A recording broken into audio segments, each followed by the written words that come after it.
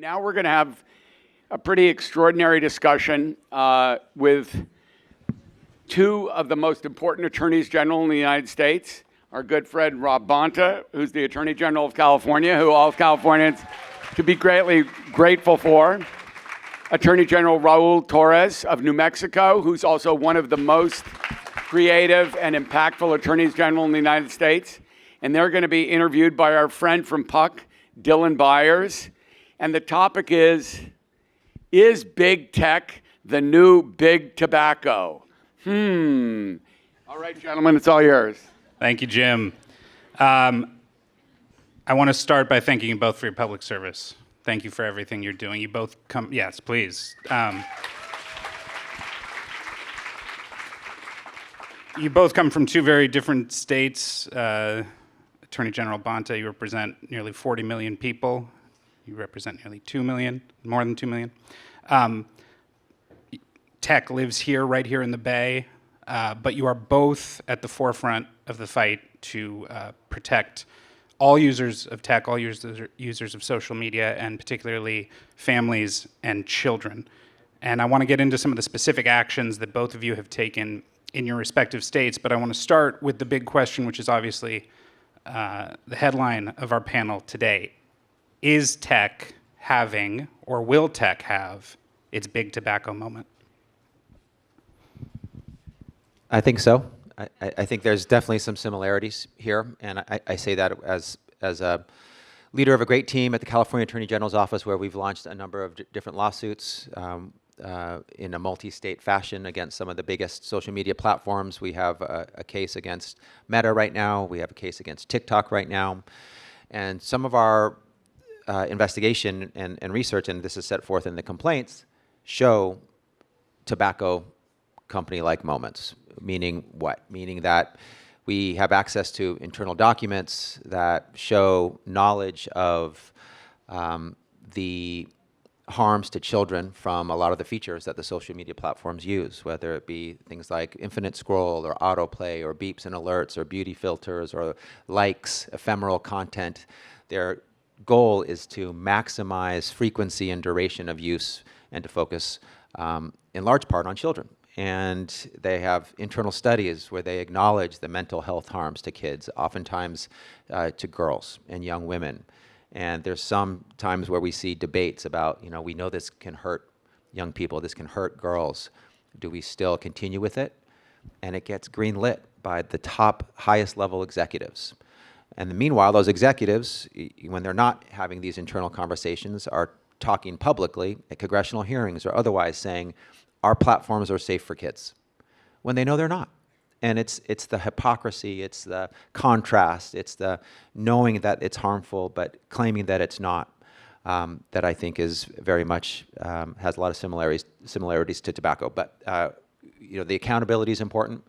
One thing I think that gives me hope about these cases is that they are bipartisan, largely. They are Republicans and Democrats, AGs working across the nation. When it comes to the Meta case, I think nearly every state has sued for the mental health harms to kids. So in a world where we are increasingly more partisan, we agree on fewer and fewer things. We do still agree, at least in these cases, on protecting kids from the mental health harms of social media platforms. So that's a good thing. And these cases continue to move forward. We have an August trial date in our Meta case. Our TikTok case is moving on a little bit of a slower track, but it's important for AGs to step up. It's important for the social media platforms to know AGs are watching, and it's important for us to plant a flag in the ground and say we're going to do everything in our power to defend and protect our children. Attorney General Torrez, when I go on YouTube, when I go on Instagram, is that my new cigarette? Am I doing myself harm by going on those platforms? So, the way to think about this in very simple terms is that this is a known addictive product that has been intentionally designed and marketed to children. And the harms that the companies have known about for years, which Rob laid out, are not publicly disclosed to people. And it's in the misrepresentations and the lack of transparency and disclosures around those known harms that I think really draws that analogy between an earlier era of high impact consumer-based litigation. I think one of the things that separates the action that we undertook in New Mexico, which you'll excuse me if my phone starts ringing and I pick it up, where the jury got our case yesterday about 4 o'clock in the afternoon, so I'm eagerly awaiting the outcome. One of the things that was different in the action that we filed is we focused not only on the addictive nature of the product and the design features, the lack of clear warning labels and representations, but the way in which there's a lot of predatory behavior that occurs in these spaces. I actually am a career prosecutor. I started off as an internet crimes prosecutor doing child solicitation cases and CSAM cases. And when I started doing that work, you had to go to the darkest corners of the internet to find defendants who were engaged in that conduct. And it was kind of a shocking revelation for me that all of that predatory behavior had moved on to the biggest social media platforms. And so one of the things that we did is to create an undercover account, much in the same way we do in criminal investigations, put that on Meta's platforms and see what kind of response that we had. And what we found was shocking. We had what appeared to be an underage girl was actually a special agent in our office who was monitoring those accounts, and she was inundated, absolutely inundated, with solicitations for graphic material, solicitations for sex, inappropriate engagement from mostly men from all over the world. And one of the most shocking things about that was, in response to the explosive growth in that profile and the following that it created, the company's response was to send information to the account about how she could monetize the following, right? That's what's going on in these platforms. That's what's happening. And it's just a clear example of the market dynamics and the way in which their business model prioritizes engagement over safety, profits over community impact. And so we're a small state. We fought tooth and nail with the judge to try and let them know that we didn't think a $2 billion penalty was nearly enough for a company of this size. But my hope is that in the next few days it will be a real shift in this country about how we think about these products and the dangers they present. I want to come back to the question of addiction, but since you brought up the work that you're doing in New Mexico, I want to drill down on that. No one spends more time in my ear than the Meta PR team, and they're quite formidable with their resources. Their feeling is that you went out fishing for that data, that you basically sent someone out to try and find a worst case scenario. This is an argument that we hear from big tech firms in response to state actions over and over again, effectively that you're not painting a fair picture of what's actually going on the platform. How do you respond to that? And then more broadly, how do you respond to just the army of PR teams and, more importantly, lobbyists that these big tech firms have? So, to your last point, I think if they spent less time on PR specialists, lawyers, and lobbyists, and more of that money on making their products safer, we wouldn't be in this situation. But I heard the same complaint when we organized our case and we included the undercover work, that we had cherry-picked this information and we had done all this stuff. And I said, well, that's interesting. Maybe we should test this again with a real-life criminal operation organized on trying to identify offenders on the platform. I originally, we were trying to come up with a name. I thought, maybe Operation Zuckerberg was a little too explicit. So we called it Operation Metaphile instead. They didn't appreciate that. And what happened is we, again, created undercover accounts, and 3 different men showed up at a motel in a local community thinking they were going to have sex with young girls, and they ended up in handcuffs. I could repeat that operation. AG Bonta could do that operation. We could do that every single week in this country. Yeah. Every single week. And that just shows you that the lies and the spin and the distraction is exactly that. They don't want people to understand what's actually going on. And it raises a more important point, which is the way in which we have created a whole different set of rules for this conduct. Think about this. In the city of San Francisco, if you could walk across the street and walk into a building, and inside that building there were stalls with images of children, child pornography. There were human trafficking going on. There were people in there who were engaged in the most horrific criminal conduct that you could think of. We would be in that building before the day was out. We would take everyone else out in handcuffs. We would find out who owned that building, and we would hold them responsible. And yet somehow, because somebody goes to work in a hoodie and sneakers and puts it online and puts it on your phone, I'm supposed to treat it differently? I don't think so. I didn't know all three of us were going to be wearing suits when he made that remark. I occasionally wear a hoodie.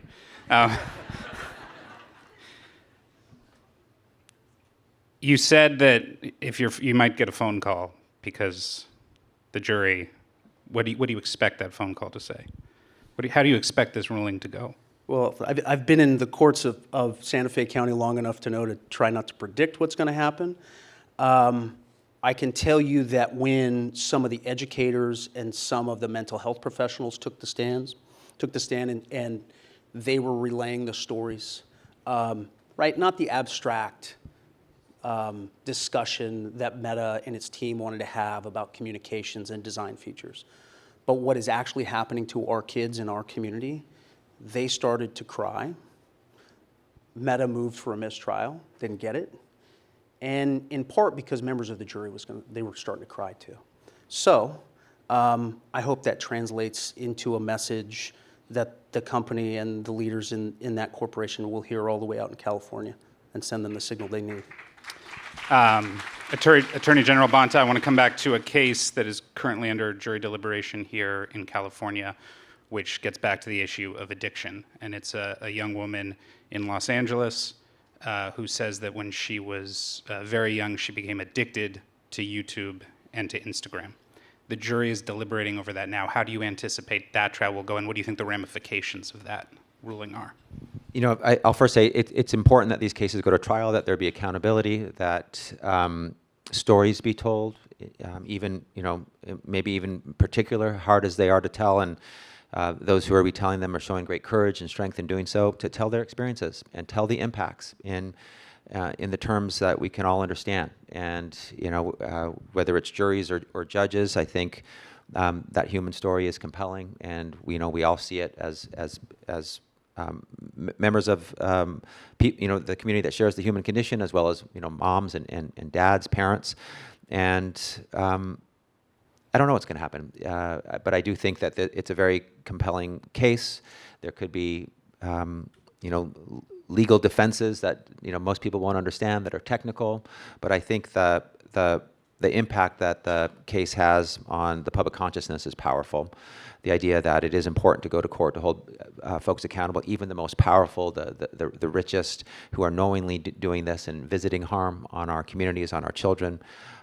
That's important. I think that it will set some precedent as to what future cases can be brought, and on what theories of liability and what facts you have to bring.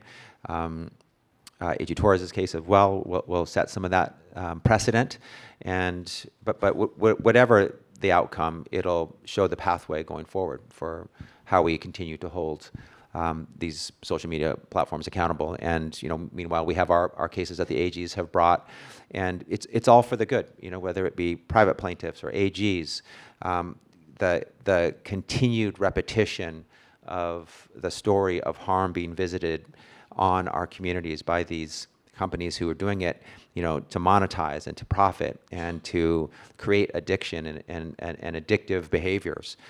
Is an important one to tell. And all tools in the toolbox are important, whether it be the private plaintiff's lawsuit, the AGs, the legislation that our courageous legislators are bringing here in this state, in other states. Maybe Congress might do something at some point as well. Not holding my breath there, but they should, and I hope they will.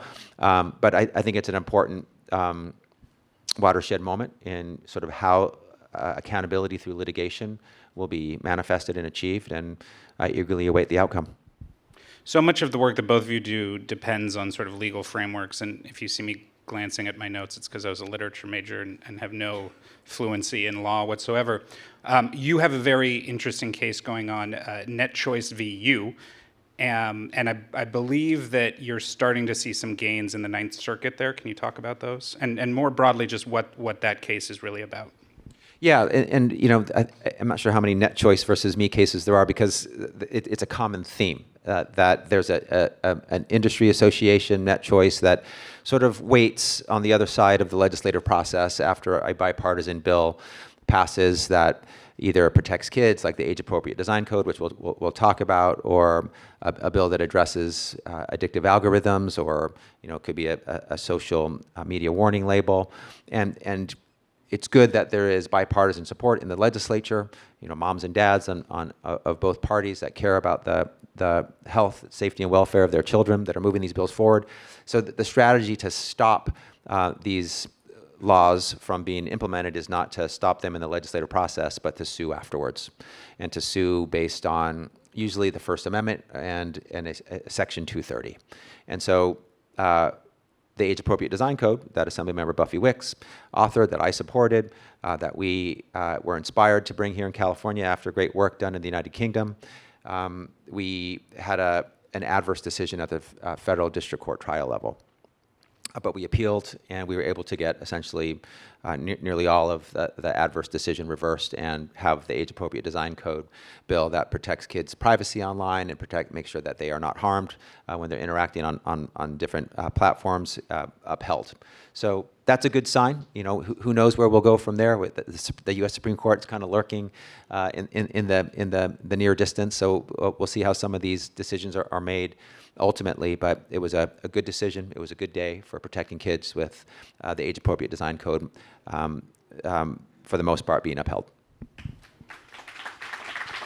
I think the view from big tech is, when they look at you guys, is one of overreach and sometimes one of censorship.